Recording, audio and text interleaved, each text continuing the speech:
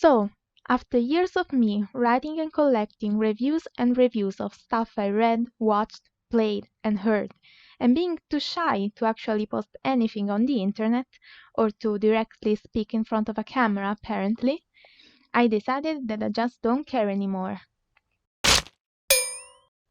Hello humans and welcome. I'm Rock99 and I'm here for you with a video. A review slash analysis slash whatever. I just like to talk about things, especially about video games and multimedia entertainment. And even if everybody on this planet has already talked a lot about it, I'll start with the franchise that has in itself two video games. One so loved that they're now trying to make you buy it for the third time, and the other so criticized to become a controversial theme. They're both masterpieces though if you listen to the critics. However, since it is the public, the ultimate customer, that pays for these products, I can care less about what the critics have to say. Of course, I'm talking about The Last of Us. Considering what I just said, I promise I'll be as objective as I can. Also because, to be honest, I liked neither of the games for very specific reasons. But now it's enough with the intro and let's start already. The Last of Us is an action-adventure survival horror game directed by Bruce Straley and written by Neil Druckmann, who also covered the role of creative director. The game was released in June 2013 for PlayStation 3, and its design was inspired by other franchises with the zombie apocalypse theme, like the Walking Dead comics for example. The story takes place in an alternative reality in which a mutant fungus caused people to turn into zombies, leading to the destruction of the world as we know it. The protagonists are Joe Miller, a man who sees his own daughter die the night of the fungus outbreak, interpreted by Troy Baker, and Ellie Williams, a teenage girl who appears to be immune to the fungus, interpreted by Ashley Johnson. The plot is moved by Joel, who's now a smuggler, and who has been tasked by Marlene to escort Ellie to the Fireflies, a group of rebels led by Marlene that is still trying to find a cure, despite everybody had lost hope about it. This group also fights the military forces that took control of the country. During their journey, Joel and Ellie encounter characters that represent all different ways people reacted to the apocalypse, as the game explores humanity from its rational to its darkest and most animalistic side. In fact, there are characters that somehow adapted to the situation, preserving their humanity, and characters who gave up ethics and morals in order to survive. It is often said that Joel became part of this category the first years of the pandemic, and that he gained back his humanity just around the beginning of the game. The game presents an incredibly realistic and detailed environment, which invites players to explore it in order to find collectibles. These help explain the whole situation, like, for example, the bombing of the cities by the military forces, who attempted to eliminate the majority of the infected. The sound effects create an atmosphere of horror and suspense, and I personally really like the lighting of the environments and the night sequences. The cutscenes are masterpieces of cinematography. Direction and dialogues are cured in every little detail, making every second and word important, and maintaining the show-don't-tell rule, as a lot can be understood from a single line. It all is even more effective thanks to the amazing acting, which you can see through the motion capture technology. Characters' behaviors are portrayed in a way that they are engaging and comprehensible, and their relationships are deeply explored, especially the one between the protagonists. In fact, Joel and Ellie's relationship is developed incredibly well, and you can see how the characters change throughout the entire game. We can see Joel returning from a destroyed man whose heart has been hardened to a warm father figure, and we see how Ellie grows during the journey. A journey in which her playful and sarcastic side needs to be put aside multiple times in order to survive.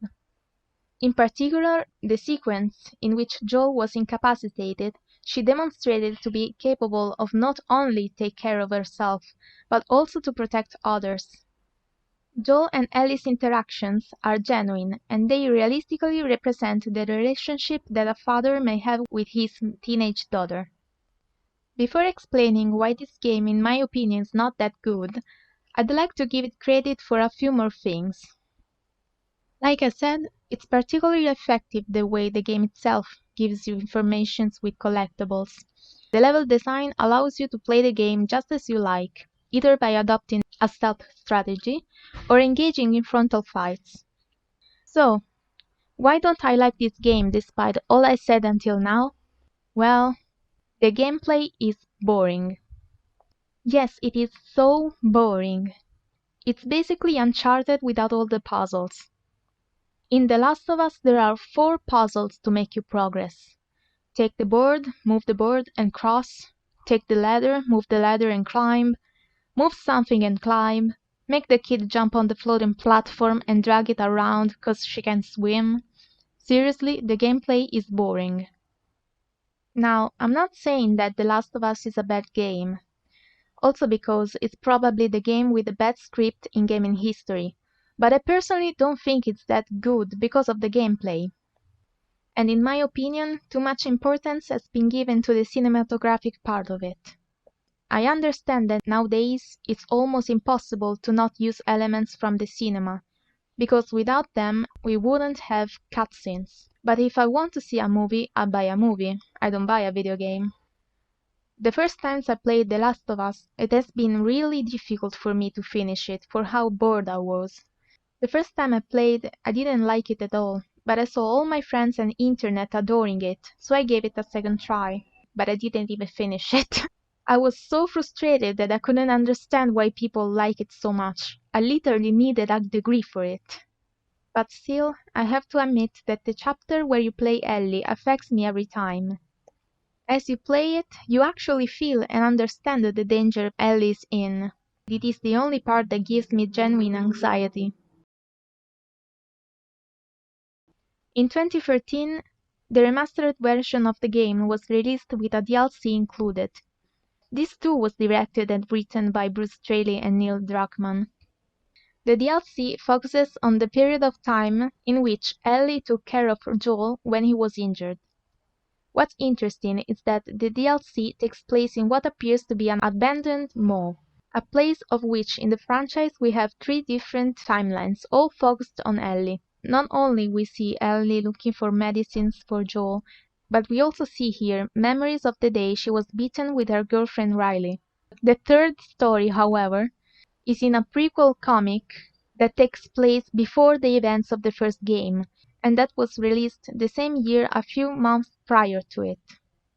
The comic is titled The Last of Us American Dreams, and it is illustrated by Faith Erin Hikes and written by her and Neil Druckmann.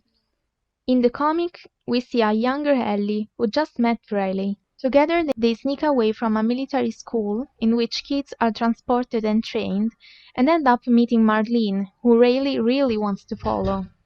The DLC is actually where Riley's character arc continues, as she comes back to Ellie as a new member of the Fireflies. Personally, I enjoyed more playing with the DLC rather than the Last of Us story, also because it is more somehow relaxing. Seeing Ellie and Riley interacting like normal teenagers almost makes you forget that modern civilization died. So in conclusion, story well written, fantastic cinematographic sequences, incredible acting, and beautiful realistic environments. But the gameplay itself is weak and boring. That for me takes away a lot. However, I really did enjoy the DLC, and about the comic, I believe that I could have had a very different experience with the first game if I had the chance to read the first issues before playing the game. The order in which you experience a franchise product is also important. So there might be a big difference between the experiences of those who read the comic before or after, but I can't tell you for sure. So that's it for now. Thank you so much for watching. Leave a like and subscribe for more, and let me know what you think about it, if you agree or disagree with what I said, or if there's something in particular you'd like to mention. Also, I would be really interested to know the experience of someone who actually read the comic before playing the game, and if that led to a different experience from others. I only found people who read the comic after playing the game, and I'm not different. So don't hesitate to share your experience if that's the case. For more content and to know more about my reviews, follow me on socials too. You find the links in the description. Thank you again and see you soon with The Last of Us franchise review part 2.